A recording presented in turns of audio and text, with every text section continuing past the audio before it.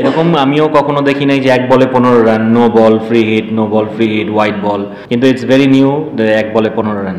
অঙ্কনকে যখন নিয়েছি আমাদের ব্যাক অফ মাইন্ড সবসময় এইটা ছিল যে অঙ্কন কম বলে বেশি রান করার অ্যাবিলিটি ওর আছে। আমি যদি মিরাজকে পিছনে খেলাই ওইটা আমার জন্য লস হবে, আমার টিমের জন্য।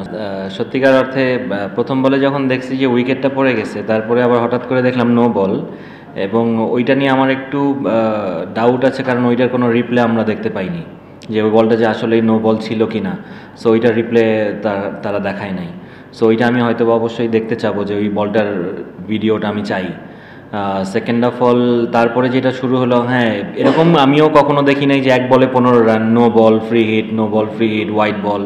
সো অনেক দিন ধরেন বলারের খারাপ ডে যায়, শুরুটা হয় না হয়তো বা ওশান থমাসের, আপনি ওর গঠনটাও দেখবেন যে খুবই মানে বাল্কি, লম্বা চড়া।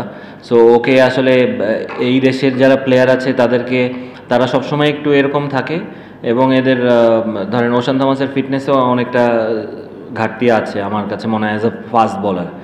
সো ব্যাড ডে ছিল, হয়তো বা ওর রিদমটা পায়নি, কিন্তু ওর একটা নো বলের টেন্ডেন্সি তো সবসময় আছে। যে কোনো ইন্টারন্যাশনাল ম্যাচে আমরা দেখি যে ওর নো বল হয়, হয়তো বা রান আপ নিয়ে কোনো কাজ হয়তো বা ও কখনো করেনি, কিংবা এই প্রবলেমটা কখনো হয়তো বা কাজ করেনি কারোর সাথে। সো এই কারণেই হয়তো বা এই প্রবলেমগুলো ফেস করে, কিন্তু ইটস ভেরি নিউ এক বলে 15 রান। না, আমি অঙ্কনের ব্যাপারে যেটা জানি যে ও ডোমেস্টিক থেকেও, এবং গত বছর বিপিএলেও কিন্তু আপনি দেখবেন যে ও যখন গত বছর খেলেছে, ও কিন্তু লাস্টের দিকে নেমে কম বলে বেশি রান করেছে। ও টিমকে খুব ট্রেমেন্ডাসলি হেল্প করেছে এই ইনিংসগুলো, মানে 180 রান ওইটাকে 200-তে নিয়ে গেছে, কিংবা 220-এ নিয়ে গেছে। সো কম বলে বেশি রান। সো অঙ্কন হ্যাঁ পাওয়ার হিটিং নিয়ে কাজ করছে, এবং ওর এখন যে কনফিডেন্স লেভেলটা আছে আজকে আপনারা সবাই দেখলেন। এবং একটা পর্যায়ে ছিল যে আমি কি ওই সময়টায় নওয়াজকে সেন্ড করব নাকি অঙ্কনকে পাঠাবো। সো পরে আমি ডিসাইড করছি যে না, অঙ্কনই যাবে। আমার একটা টার্গেট ছিল যে 15 ওভারের মধ্যে যদি উইকেট পড়ে তো অঙ্কন যাবে। 15 ওভারে বেশি হলে হয়তো বা ডিফারেন্ট সিনারিও হতো, কিন্তু যেহেতু 15 ওভারের মধ্যে উইকেট গেছে, সো অঙ্কনই পারফেক্ট ছিল। এবং আমি এইটুক বিশ্বাস আমার সবসময় ছিল ওর উপরে, যে ও যেই ধরনের মেন্টালিটি নিয়ে আছে, যেই মাইন্ড সেট আপে আছে, আমার সাথে যখন প্র্যাকটিসে কিংবা এর আগেও কথা হয়েছে, আমি ওকে একটা জিনিসই বলেছি যে তোমার যে মাইন্ড সেট আপ আছে ওইটার থেকে বের হয় না, টিম প্ল্যান তো থাকবেই, তোমার একটা গেম প্ল্যান আছে। সো দুইটাকে কম্বাইন করে তোমার যেই বেস্ট পসিবল পারফরমেন্সটা এইটা দিতে শো করে। এবং মানে আমার সব প্লেয়ারকে একটা কথা আমি সবসময় বলি যে আই উইল ব্যাক ইউ, মানে নো ম্যাটার হোয়াট। আপনি একদিন ভালো খেলবেন, একদিন খারাপ খেলবেন, কিন্তু আপনার ন্যাচারাল গেম থেকে বের হওয়া উচিত না। ফার্স্ট অফ অল আমরা অঙ্কনকে পিক করেছি, কুমিল্লা ছেড়ে আসেন, আর কুমিল্লা এই বছর নাই। সেকেন্ড অফ অল হচ্ছে, না অবশ্যই দেখেন, আমরা অঙ্কনকে যখন নিয়েছি আমাদের ব্যাক অফ মাইন্ড সবসময় এইটা ছিল যে অঙ্কন কম বলে বেশি রান করার অ্যাবিলিটি ওর আছে, এবং ও কিপিং নিয়ে তো কোনো সন্দেহ নেই, is a good keeper. So and is a very good human, very good teammate. So আপনি আমাদের টিমে দেখবেন যে ম্যাক্সিমাম প্লেয়ার যারা আমরা পিক করেছি এরা সবাই ভালো প্লেয়ারের আগে ভালো মানুষ। সো আমার সবসময় আমার টার্গেট থাকে, আমি যেই টিমই করি না কেন, ভালো মানুষ পিক করতে আগে। সো আপনি ভালো মানুষের সঙ্গে কাজ করতেও ভালো লাগে, এবং এদের এফোর্ট সবসময় থাকে। সো আমার টিমে এই জিনিসগুলো খুবই, টিম বন্ডিংটা খুবই ভালো আছে, সবাই একই মানে সমসাময়িক প্লেয়ার, কারোর সাথে ওইরকম গ্যাপ নেই। সো এবং আমার ফরেন প্লেয়ারও যারা আছে, কম্বিনেশন চমৎকার আছে সোফার।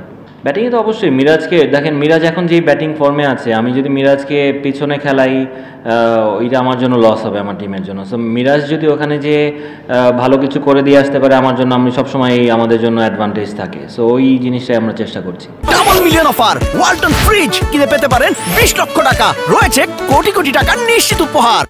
দেখেন আফিফের ব্যাপারটা না, আফিফ আমার কাছে মনে হয় খুবই আনফর্চুনেট, কারণ ও এখনো পর্যন্ত ওর ক্যারিয়ারে ও যেই জায়গাটায় ব্যাটিং করতে চায়, টিম কম্বিনেশনের কারণে বলেন, আপনি দেখেন আমার টিমে এখন যে অবস্থায় আছে, আমি যদি রাইটি লেফটিও করতে যাই, তারপরেও আফিফের ব্যাটিং অর্ডারটা না ওই অনেক সময় দেখবেন যে আপনি নাইম আছে, কিংবা আমি যদি লেফটি রাইটি করতে যাই, রাইটিটা আউট হয়ে যায়।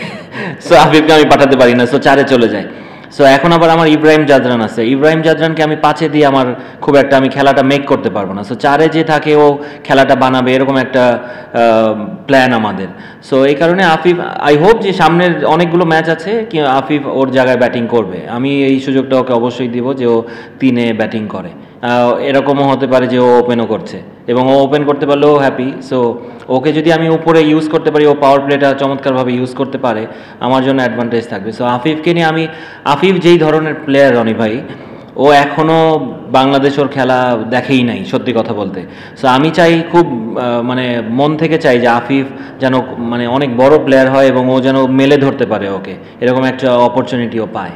দেখেন ইমরুল কায়েসকে মিশেল মার্শ রেকমেন্ড করেছিল বশিষ্ঠর কথাটা, এবং ইমরুল কায়েস আমাকে যখন ভিডিওটা পাঠায় ওর, এবং আমি ইউটিউবে অনেক ভিডিও দেখেছি, ওর আগের ভিডিও দেখেছি, সেইটার সাথে এখনকার ব্যাটিংয়ের কোনো মিলই নেই।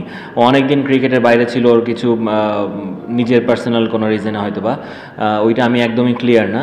কিন্তু ও যেভাবে ওর গেম চেঞ্জ করেছে কিংবা যেভাবে পিক করেছে ওর গেম, আমি সত্যি কথা ওর ব্যাটিং যখন দেখেছি, আমি আমার টিম ওনার ইকবাল ভাইয়ের কাছে একটাই রিকোয়েস্ট করেছি, ভাইয়া আমার এই প্লেয়ারটা যে কোনোভাবেই দরকার টিমে, আপনি এই প্লেয়ারটাকে আমাকে এনে দেন। এবং দেখেন ও কিন্তু খুব একটা ডিমান্ডও করেনি, ও জাস্ট খেলতে চায়, ও প্রুভ করতে চায় যে ও আসলে কী প্লেয়ার। এবং ও ট্রাভিস হেডদের সময় ক্যাপ্টেন ছিল অস্ট্রেলিয়া আন্ডার-19-এর, এবং ওইখান থেকে ওর হয়তো বা কোনো কারণে ও পিছিয়ে গেছে, রাইট।